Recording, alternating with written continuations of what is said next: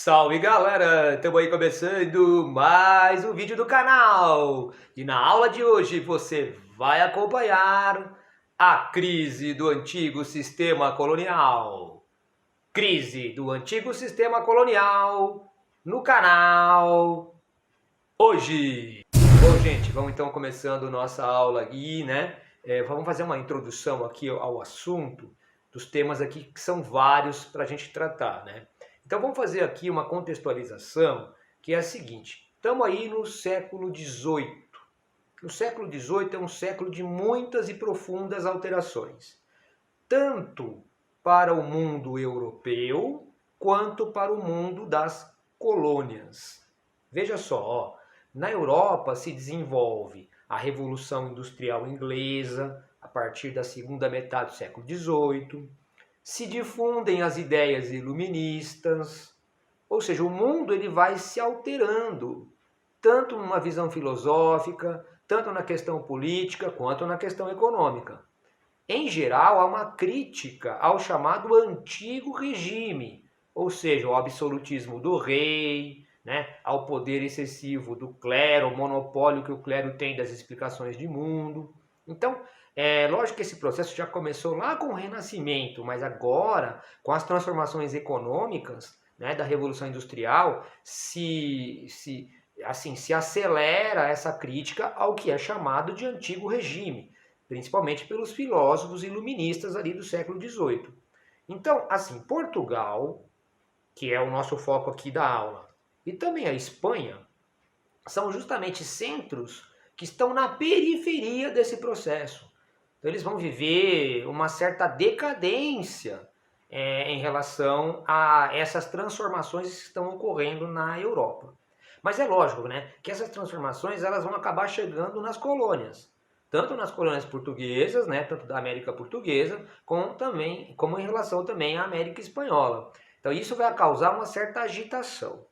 Mas assim, quais são as estratégias que Portugal, principalmente, que é o foco da aula, mas também a Espanha, eles têm em relação a esta crise que o regime, que até aquele momento era o regime que eles seguiam, né? E que eles estavam muito presos a esse regime, absolutismo, poder da igreja, mercantilismo, né? Quais que são as estratégias dessas duas potências do antigo regime, né? Portugal e Espanha, e outras também, como Áustria, Prússia, Rússia, qual que é a atitude deles, né? Eles criam uma ideia de uma monarquia, para permanecer a monarquia, de uma monarquia ilustrada, a ideia de um rei iluminista, né? Essa ideia é chamada aí pelos historiadores de despotismo esclarecido, não é? Déspota é um rei, então, mas é um rei esclarecido, esclarecido pelas ideias da razão, pelo século das luzes. Então, o déspota esclarecido, normalmente ele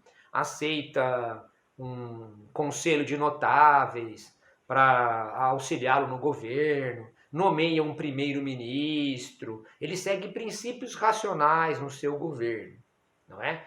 Agora, no caso de Portugal especificamente, o déspota esclarecido foi o rei Dom José I.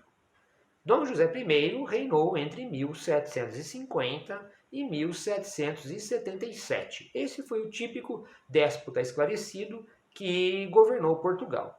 A Espanha também teve, na figura de Carlos III, por exemplo, né, também um déspota esclarecido. No caso de Portugal, o rei Dom José I nomeou um primeiro-ministro, que foi o famoso Marquês de Pombal, né, que esteve governando como primeiro-ministro mais ou menos, né, durante a época do governo do Dom José I. E é o Marquês de Pombal que vai tentar fazer uma série de reformas no universo português, para tentar reorganizar o mundo português diante desta grande decadência, não é? E evidentemente que o espalhamento dessas ideias iluministas, né, o espalhamento das ideias rebeldes, das transformações europeias para as colônias, vai gerar uma crise, né? Uma crise daquele velho sistema colonial que os portugueses e os espanhóis já estavam desenvolvendo desde o final do século XV, 16, principalmente, quando foi tudo montado, 17. Então agora aqui no 18 há uma crise desse antigo sistema colonial. E o Marquês de Pombal, ele vai, de alguma forma, com suas reformas, tentar amenizar essa crise, mas ao mesmo tempo, com as reformas, ele vai aprofundar a própria crise, uma vez que as metrópoles enxergam nas colônias justamente a possibilidade de, ao sugá-las, se a gente pode usar essa palavra, né, tentar se recolocar no universo europeu, não é? Tentar superar essa decadência. À medida que você vai explorando mais, aumentando a exploração das colônias, com a difusão das ideias iluministas, pode ser que a rebeldia ali nasça. E é mais ou menos por aí que a gente vai, então, sinalizando para você que o século XVIII, e principalmente a segunda metade do século XVIII, é um momento complicado dessa relação metrópole e colônia. De um lado, você tem a ideia da metrópole, no caso Portugal, no caso Espanha, que é o foco nosso aqui da aula, dizendo, olha, temos um império, o Império Português, o Império Espanhol, portanto o imperador português, né, ele agora não é um rei meramente, é um imperador, então eles focam muito nisso. Mas ao mesmo tempo eles vão lá querendo explorar mais as colônias. Então eu vou contar para vocês, né, desta era pombalina, assim que a gente fala, né, era pombalina, né, algumas medidas que esse Marquês de Pombal tomou ao longo da época que ele foi o primeiro-ministro. Isto mais ou menos corresponde, inclusive, na época do rei Carlos III lá da monarquia espanhola, ele fez mais ou menos a mesma coisa. Também era um déspota esclarecido, tinha primeiro-ministro, foram vários lá na Espanha, o mais famoso é o Aranda, né? Mas assim, no caso português, medidas do Marquês de Pombal, né? Então focou na ideia de império e na centralização do poder na mão do imperador. Isso é muito importante dizer, não é? E aí ele vai tomando algumas medidas para explorar mais ainda a colônia, que no caso aqui é o Brasil. Por exemplo, ele vai criar companhias de comércio, que vão ter o monopólio do comércio. Monopólio, olha, uma prática mercantilista mesmo, né? No norte e no nordeste. Então, empresas do Estado português, companhias de comércio, que tinham o monopólio do comércio no norte e no nordeste do Brasil. Também, por causa daquela questão dos diamantes, então é ele que vai mandar cercar a zona diamantífera, né? E vai criar regras muito rígidas, não é? Para a exploração dos diamantes. Ao mesmo tempo também, ele vai ser o responsável, o Marquês de Pombal, por transferir a capital, que era na Bahia, desde 1549, a sede do governo geral, para o Rio de Janeiro em 1763. Também ele será o responsável, né, na sua política, de criar um novo imposto para a zona mineradora. Esse novo imposto é o chamado derrama. A derrama seria que por ano o Estado português esperava arrecadar 1,5 tonelada de ouro. Então ia cobrando os quintos, tinha as fintas também, não é? À medida que ia somando tudo aquilo lá, tinha que dar fixo por ano 1,5 tonelada. O que era, na verdade, uma coisa irreal, porque a zona mineradora já a partir de 1760, 1770, começa a entrar num verdadeiro declínio, não é? Aquele ouro de aluvião superficial foi rapidamente retirado, mas, né, logo a seguir vai acabando, não é? O ouro superficial vai acabando. Então isso vai gerando uma diminuição da arrecadação de impostos. Daí o cara cria a ideia de 1,5 tonelada fixa. Ou seja, vai começar a elite mineradora a não conseguir cumprir essa 1,5 tonelada e vai começar a ficar endividada. Então aí isto é um ponto chave para que numa segunda parte aqui dessa aula a gente entenda por que a rebelião das elites, por exemplo, lá em Minas Gerais, né, a famosa Inconfidência Mineira. Daqui a pouco a gente chega lá. Deixa eu só comentar mais uma coisa do Marquês de Pombal para a gente encerrar essa parte da era pombalina lá em Portugal. Ele também, como homem, esse sim, né, ele era um iluminista, né, o Marquês de Pombal, né? Então há um certo anticlericalismo, né, no discurso iluminista. Então há um choque do Marquês de Pombal com o clero em Portugal, especialmente com relação aos jesuítas, porque os padres jesuítas eles eram aqueles que tinham um monopólio em relação à educação. Então não havia uma escola do Estado né? As escolas particulares eram poucas. Na verdade, a escola era monopólio da igreja. E para um momento de ideia de modernização, de manufatura, de indústria, aquele tipo de ensino na cabeça do Marquês de Pombal já não fazia sentido. Ele queria pular para um ensino mais técnico e leigo. Então há uma briga entre a igreja, especificamente entre os jesuítas, e o Marquês de Pombal. Isso vai gerar, então, a ideia de o Marquês de Pombal querer acabar com a Companhia de Jesus, né? Acabar com os jesuítas, que são a pedra no sapato dele. Lógico que aqui no Brasil tem outros problemas também, porque além de que aqui no Brasil também eles têm o monopólio da educação, tem outro lado de que eles se juntaram com os indígenas depois daquele Tratado de Madrid de 1750, né? Causando aquela guerra guaranítica a partir de 1753 até 1756. Isso gerou problemas nos limites, né, da América Portuguesa com a América Espanhola lá na metade do século XVIII, na parte sul aqui do Brasil. Então, assim, juntando todas essas situações, o Marquês de Pombal então decreta a expulsão dos jesuítas do Brasil lá no meio do século XVIII. Na verdade, a expulsão dos jesuítas de todo o mundo português. Então não confunde, não é a expulsão do clero ou da Igreja Católica, é a expulsão dos padres jesuítas do universo português, das colônias e também lá da metrópole. Quando o Dom José I, esse déspota esclarecido, esse rei, falece, vai assumir sua filha, a Dona Maria I. Lá no futuro ela vai ser chamada de Maria a Louca, né? Ela é chamada de viradeira, né? Porque ela vira completamente a política do Pombal, né? Ela retorna uma política francamente favorável ao acordo que eles têm com a Inglaterra, né? O acordo diplomático que eles têm com a Inglaterra. E ela, então, demite o Marquês de Pombal e o Pombal acaba caindo em desgraça, acaba saindo do governo.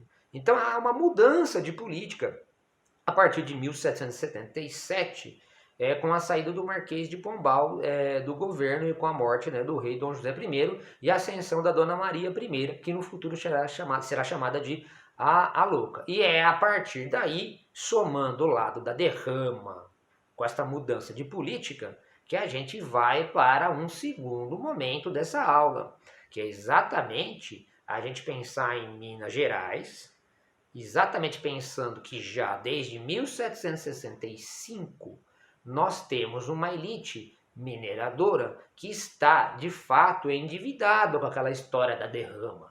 E aí, ó, 65, 77 já são 12 anos, e aí tem a rainha. E aí, uma coisa interessante que foi acontecendo lá em Minas Gerais foi que, à medida que o ouro foi acabando, a economia foi mudando. Foi indo para a parte agrícola, mas também foram surgindo pequenas manufaturas, né, têxteis. Ainda são produções artesanais, né, de roupa, né, de tecidos. E aí, pressionada pela Inglaterra, esta viradeira, essa Maria I, ela proíbe as manufaturas no Brasil, pelo alvará de 1785. Então veja, tem um imposto terrível na mineração, que é a derrama. E aí os mineiros, né, estão muito preocupados com isso, endividados já faz um tempo. Aí a economia ela vai indo para um lado mais de manufatura têxtil. Aí aparece a rainha e cria a proibição de manufaturas no Brasil, né, pelo alvará de 1785. Ou seja, você vai aumentando essa insatisfação, porque eu estou endividado, estou tentando criar aqui um novo negócio, aí sou censurado novamente, sou proibido novamente. Então, assim, as ideias iluministas começam, então, a penetrar com força nesta elite mineira, que é letrada, como já vimos na aula anterior, não é? Tem um certo conhecimento. Então, essas ideias iluministas se alastram e a ideia de rebeldia se coloca, né? E aí você tem um bom exemplo de rebeldia, que é, sem dúvida nenhuma, a independência dos Estados Unidos, né? Em 4 de julho de 1776, você tem a famosa Declaração de Independência dos Estados Unidos, redigida principalmente por aquele Thomas Jefferson. Então, os caras em Minas Gerais estão muito insatisfeitos com a opressão metropolitana, que se dava com o Pombal e que também continua agora com a Dona Maria I, né? Estão influenciados por essas ideias iluministas e também pelo exemplo da independência dos Estados Unidos.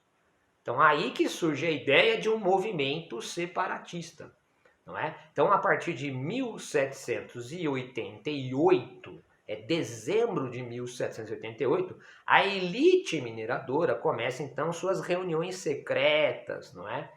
Como diria lá o cancioneiro da independência, da Cecília Meirelles, né? Atrás de portas fechadas, à luz de velas acesas. O que acontece? Uma conspiração, não é? E essa conspiração se alastra, né? Entre as elites mineradoras, o pessoal do clero, que é um pessoal letrado, não é?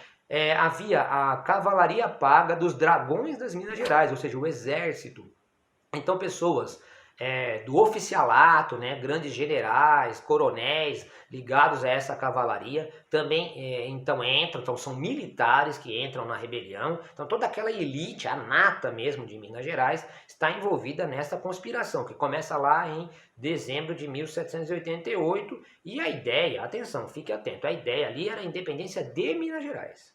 Independência de Minas Gerais, e logicamente conspirando junto com o porto mais próximo, que é o porto do Rio de Janeiro. Então, Minas Gerais e Rio de Janeiro. Não é um separatismo pensando em toda a América Portuguesa, né? Então, senão, porque se daí você começa a cometer anacronismos, né? Você começa a pensar que existia um espírito nacionalista, o Brasil, essa coisa toda que nós temos hoje em dia. A gente imagina o território brasileiro hoje, né? Grandioso e tal, mas isso aí é fruto de outras situações. Ali é uma coisa mais localizada, né? Então não joga nacionalismo nisso. No máximo você pode pensar no nacionalismo mineiro, né? O nacionalismo ali daquela região, daquela porção da América Portuguesa.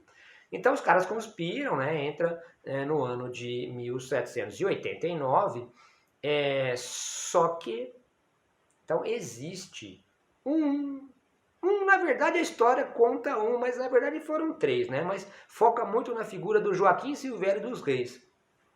Porque tem esse Joaquim Silvério dos Reis que ele vai se aproveitar da situação. É que havia um novo governador para as Minas, que era o Visconde da Barbacena. E se dizia, isto que foi o estopim da rebelião, né? Que esse novo governador, o Visconde da Barbacena, ele viria para governar, na verdade, com um objetivo: para cobrar todo aquele imposto da derrama que estava atrasado. E é isso que deixou empolvorosa a grande elite mineira, porque eles estavam devendo. E aí parece que veio um cara que supostamente ele ia cobrar tudo, né? E ia executar as dívidas mesmo, ia lançar a derrama, não é? Tanto que nas reuniões secretas eles começaram a bolar o plano de que a rebelião começaria exatamente no dia que o cara lançasse a derrama. Porque aí todo mundo ficaria desesperado, e aí a rebelião aconteceria lá, né? Os caras criaram uma senha, né? Tudo vai começar na hora no dia do batizado. No dia do batizado. No dia do batizado seria a senha para o dia da derrama. Mas aí esse Joaquim Silvério dos Reis, que era um dos participantes do movimento e que era um fazendeiro e militar endividado, ele resolveu, e mais outros, mas a história foca mais nele, né?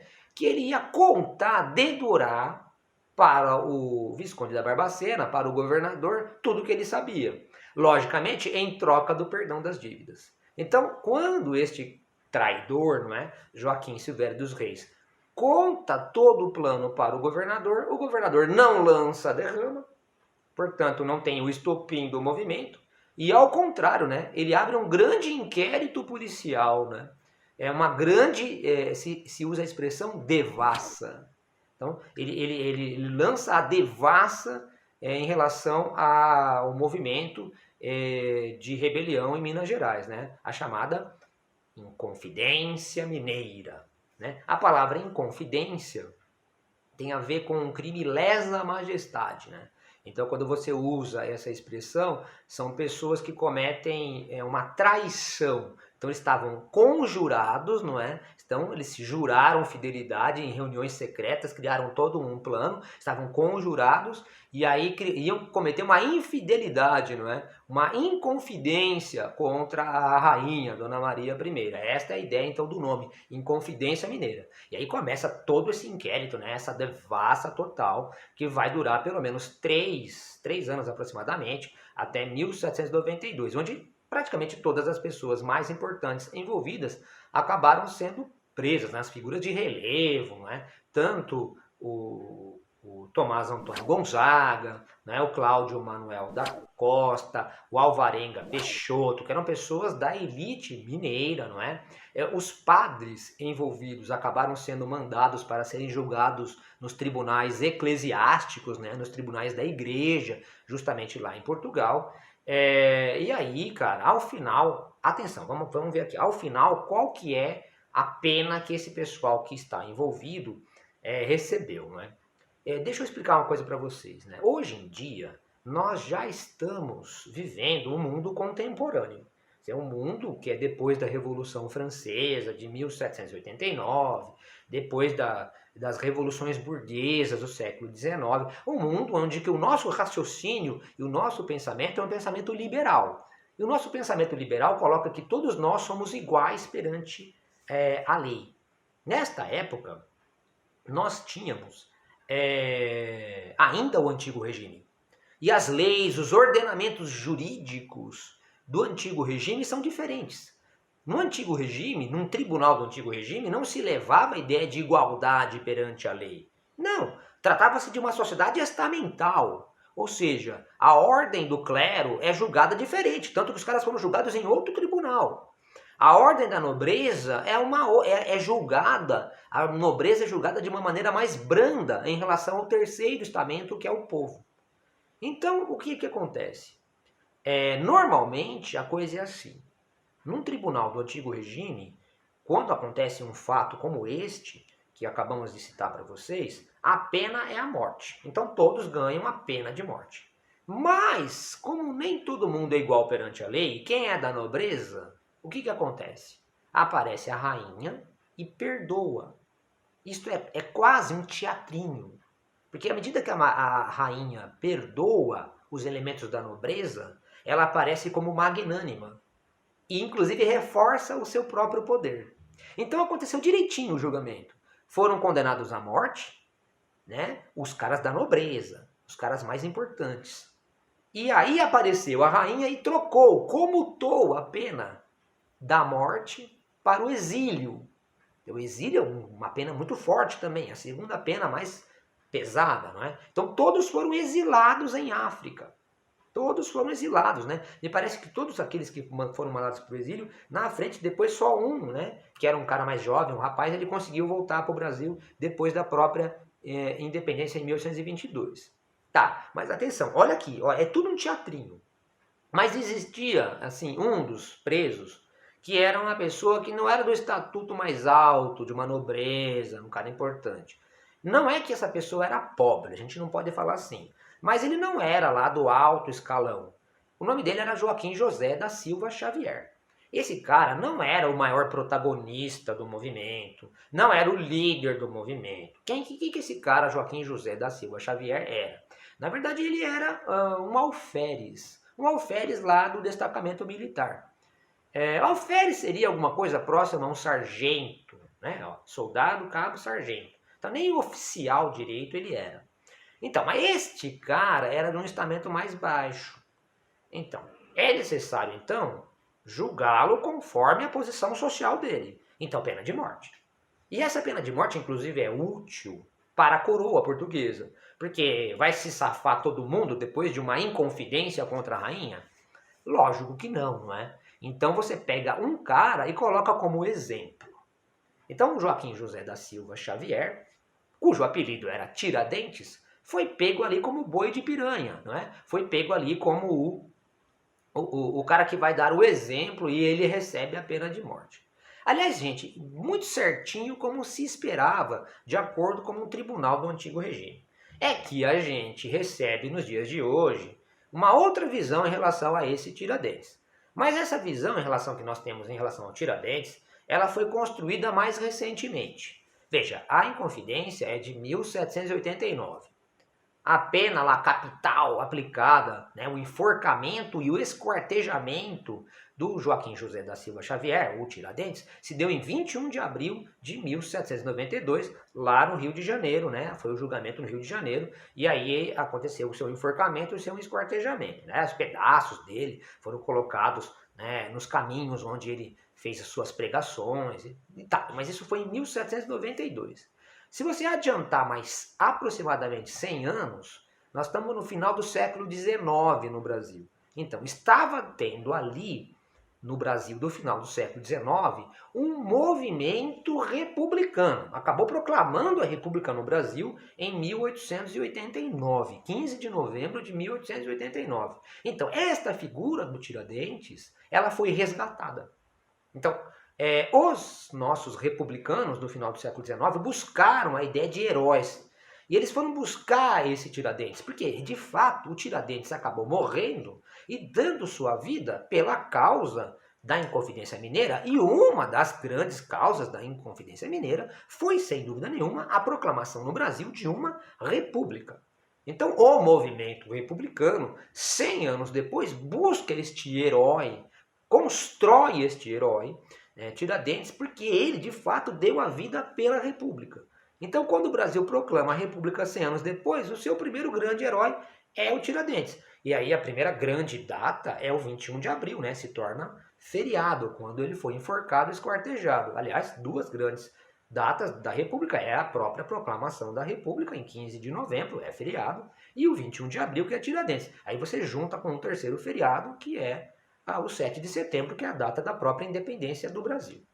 Então, foi dessa forma que a imagem de Tiradentes foi construída. A gente nem sabe muito como ele era fisicamente, né? A gente sabe um pouco da história dele, né? Que ele nasceu, mas logo perdeu o pai e a mãe, ficou órfão, e aí foi cuidado, né? Educado por um padrinho, né, amigo do pai dele, que tinha uma bótica, né, uma farmácia.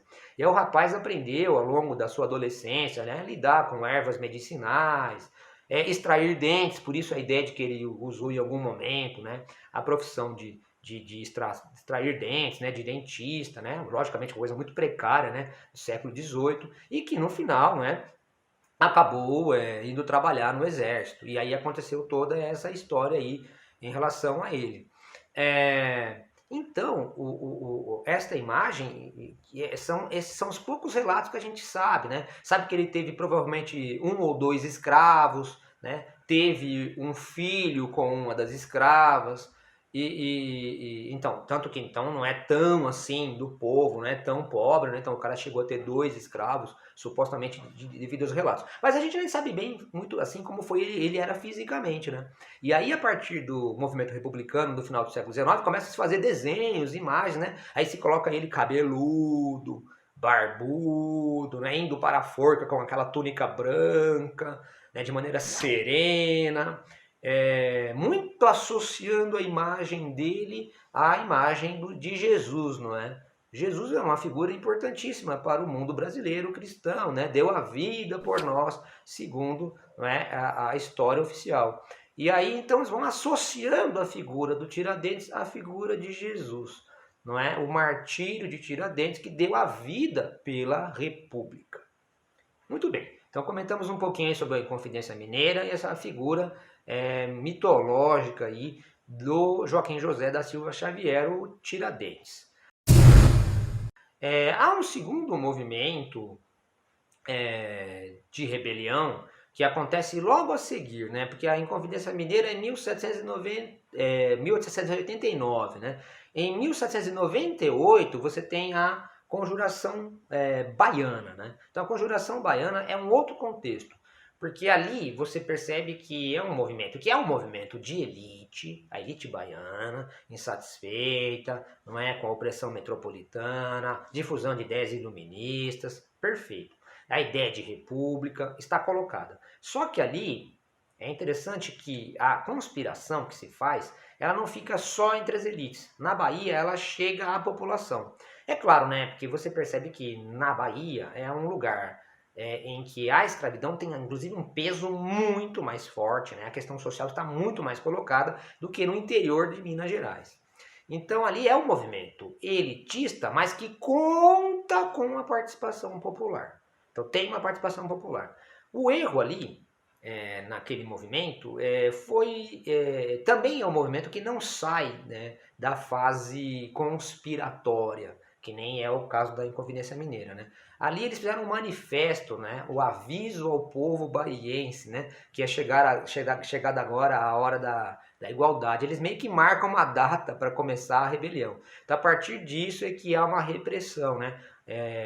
As pessoas são presas e o Estado português repele fortemente.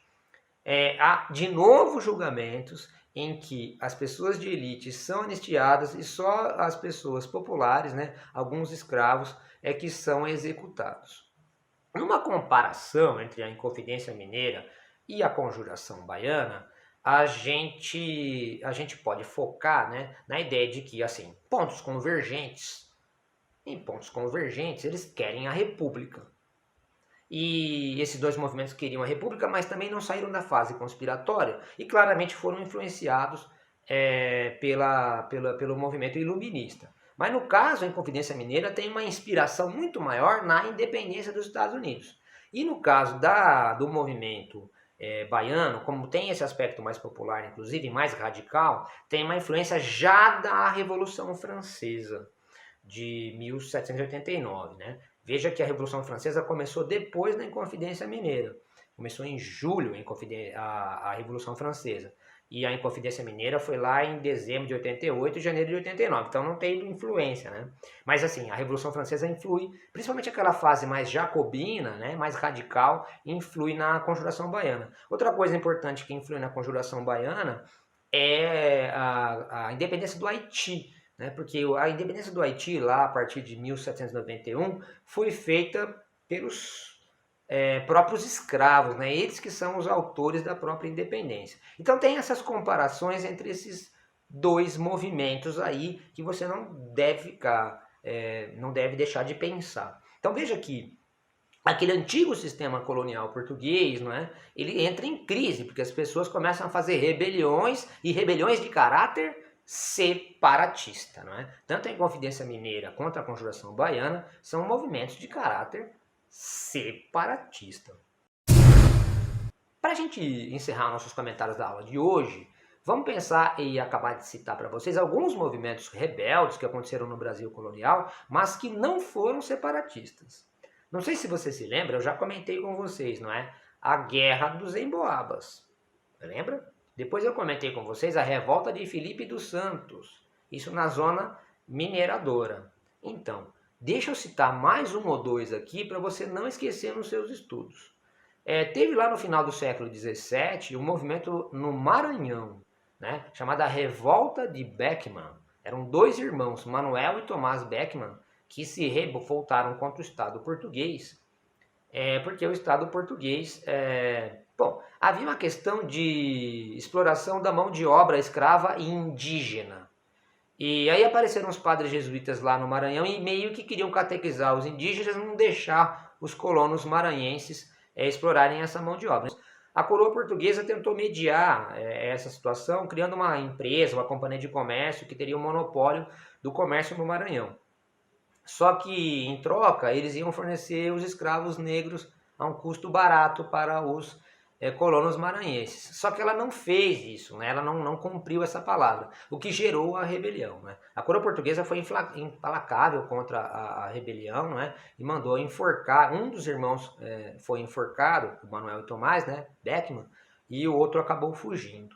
No final, a própria coroa portuguesa extinguiu a empresa porque havia muita corrupção nessa empresa. Então esse movimento é chamado de Revolta dos Irmãos Beckman, lá no final do século XVII, no Maranhão. E tem também, atenção, a Guerra dos Mascates, lá entre 1710 e 1712. Então, a Guerra dos Mascates é a seguinte questão. Você tinha o Recife, onde havia esses mascates, que eram os comerciantes portugueses. Só que o Recife ainda não era uma cidade autônoma. Era ligado a Olinda. E Olinda, quem morava lá, eram os senhores de engenho. Só que os senhores de engenho do açúcar, depois daquela invasão holandesa, depois de toda aquela confusão, estavam em declínio. E aí se endividaram com esses mascates, esses comerciantes portugueses. Então os mascates pensaram na ideia de promover a independência do Recife. E aí poder ter um pelourinho, né, uma Câmara Municipal próprios. Aí usar essa Câmara Municipal para poder confiscar a terra dos senhores de engenho e poder pagar aquelas dívidas. E, logicamente que os senhores de engenho não gostaram da ideia e explodiu essa tal de Guerra dos Mascates. A coroa portuguesa fez uma interferência e acabou admitindo a independência do Recife, a emancipação do Recife como uma Câmara Municipal própria, né, como um município próprio. Mas que os mascates não teriam direito de confiscar as terras e os bens dos senhores de engenho. Bom, gente, é isso aí. Comentamos um pouquinho sobre essa crise do antigo sistema colonial e algumas rebeliões separatistas e essas rebeliões não separatistas, que alguns chamam de rebeliões nativistas. Valeu por assistir esse vídeo até agora. Aproveita, se inscreve no canal, deixa seu like, compartilha e tamo junto!